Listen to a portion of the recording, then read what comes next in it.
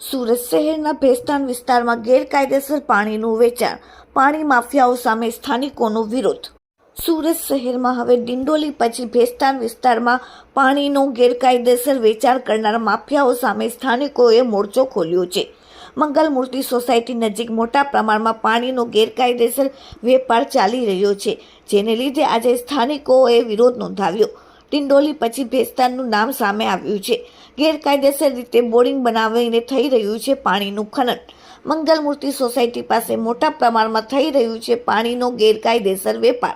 ગેરકાયદેસર રીતે 8 થી વધુ પાણીની બનાવવામાં આવી છે બોરિંગ। રાત દિવસ લાખો લીટર પાણીનું થઈ રહ્યું છે વેચાણ।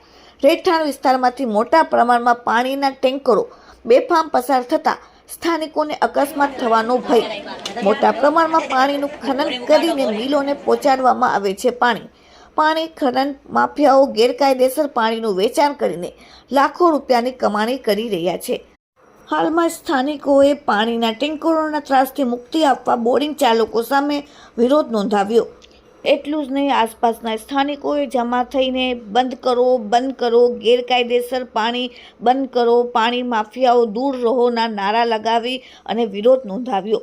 Bureau report, daily India TV, Surat. બંધ કરો, ગેરકાયદેસર પાણી બંધ કરો।